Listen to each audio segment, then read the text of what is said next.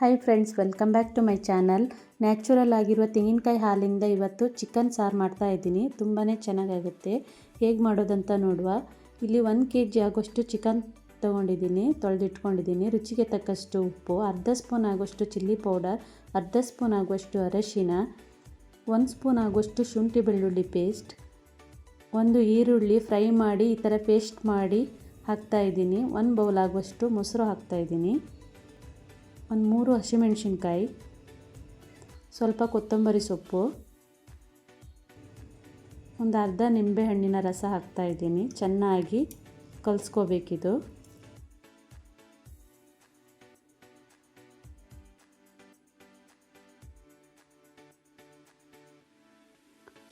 ಈಗ ಒಂದು ಅರ್ಧ ಗಂಟೆ ಇಡ್ತೀನಿ ಇದು.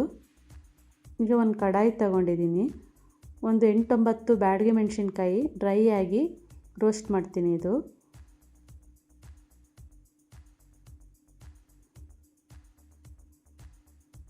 ಈಗ ರೋಸ್ಟ್ ಮಾಡ್ಕೊಂಡಾಗಿದೆ.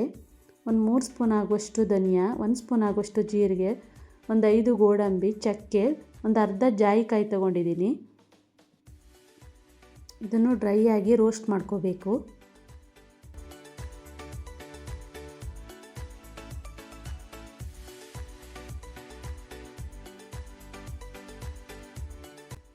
ಈಗ ಡ್ರೈ ಆಗಿ ರೋಸ್ಟ್ ಮಾಡ್ಕೊಂಡಾಗಿದೆ. ಒಂದು ಮಿಕ್ಸಿ ಜಾರಿಗೆಲ್ಲ ಹಾಕಿಬಿಟ್ಟು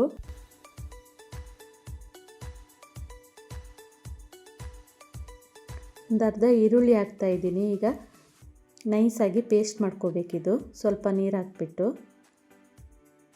ಈಗ ಪೇಸ್ಟ್ ಮಾಡ್ಕೊಂಡಾಗಿದೆ ಇದು. ಈಗ ಒಂದು ಕಡಾಯಿ ಇಟ್ಕೊಂಡಿದ್ದೀನಿ, ಸ್ವಲ್ಪ ಆಯಿಲ್ ಹಾಕ್ತಾಯಿದ್ದೀನಿ. ಈಗ ಆಯಿಲ್ ಬಿಸಿ ಆದ ನಂತರ ಚಿಕನ್ ಹಾಕ್ತಾಯಿದ್ದೀನಿ.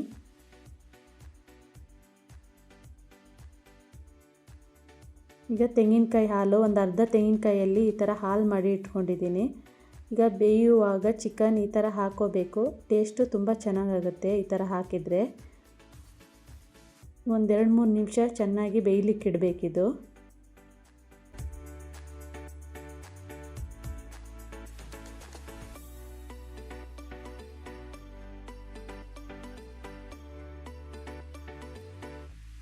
ಈಗ ಚಿಕನ್ ಎಲ್ಲ ಚೆನ್ನಾಗಿ ಬೆಂದಿದೆ. ಈಗ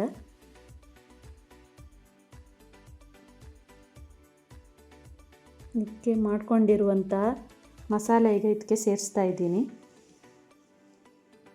ಚೆನ್ನಾಗಿ ಮಿಕ್ಸ್ ಮಾಡ್ಕೋಬೇಕು. ಎಷ್ಟು ನೀರು ಬೇಕಂತ ನೋಡಿಕೊಂಡು ಹಾಕ್ಕೊಂಡ್ರಾಯ್ತು.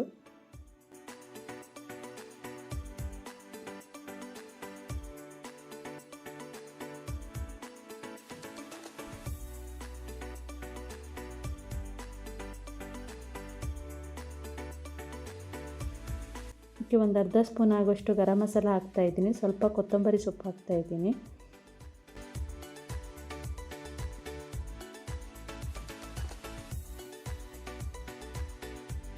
ಮೊದಲು ಚಿಕನಿಗೆ ಸ್ವಲ್ಪ ಉಪ್ಪು ಹಾಕಿದ್ದೀನಿ. ಈಗ ಸ್ವಲ್ಪ ಕಡಿಮೆ ಅನಿಸ್ತಾ ಇದೆ, ಸ್ವಲ್ಪ ಉಪ್ಪು ಹಾಕ್ತಾಯಿದ್ದೀನಿ. ಒಂದು 1/4 ಗಂಟೆ ಇದು ಚೆನ್ನಾಗಿ ಕುದಿಬೇಕಿದು.